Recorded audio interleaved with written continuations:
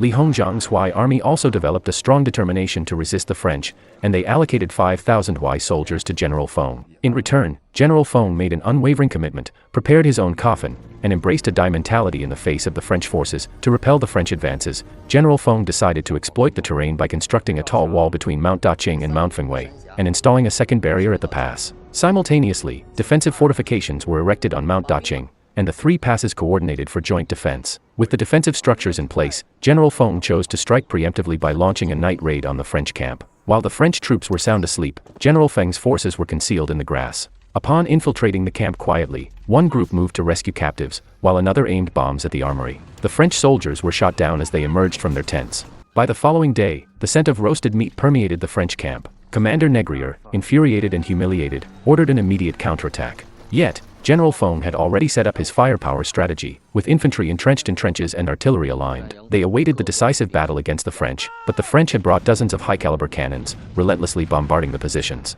General Feng's troops were thrown into disarray by the explosions, and their rudimentary cannons proved futile. Unable to withstand the intense artillery fire, many soldiers fled their trenches. As they reached the pass, General Feng issued a stern order: all deserters were to be shot. Once the French artillery ammunition was depleted, Commander Négrier ordered the Vietnamese forces to clear the battlefield. With the French artillery suppression gone, General Feng's forces could exploit their maximum advantage. Commander Négrier believed their artillery could break the resolve of General Feng's army.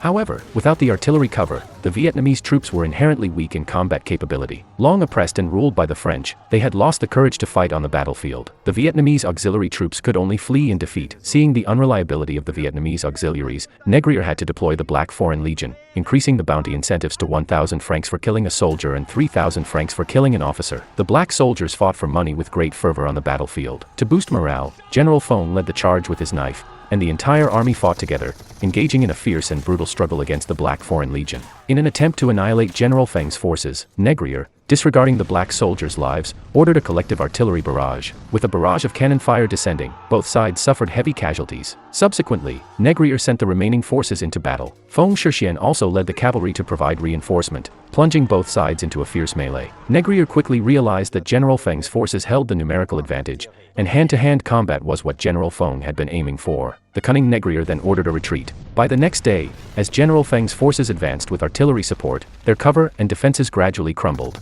Under heavy machine gun suppression, General Feng's forces were unable to resist and were forced to take refuge in trenches, awaiting the French charge.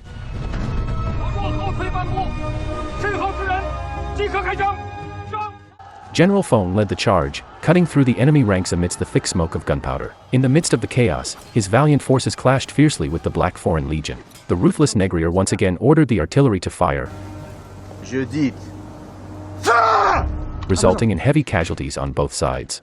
With only a few soldiers left capable of fighting in General Feng's army, and the bulk of the French forces having broken through the front lines, General Feng had no choice but to make a desperate move.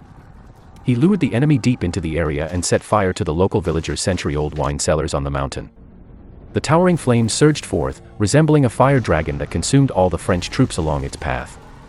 General Feng led his forces in a counterattack, ultimately repelling the French in the Battle of Zhennanguan. This battle stands as one of the remarkable victories in modern Chinese history against foreign aggression. However, after the victory at Zhennanguan, the Qing government did not capitalize on their success. Instead, on June 9, 1885, they signed the unequal Treaty of Tientsin, also known as the Treaty of Tianjin, with France. This treaty marked the complete abandonment of China's suzerainty over Vietnam. This turn of events led to an ironic situation where the Qing dynasty suffered defeat in victory, while France emerged victorious without prevailing on the battlefield. No voiceover can replicate the charm of the original film. A great movie deserves to be experienced in its full plot.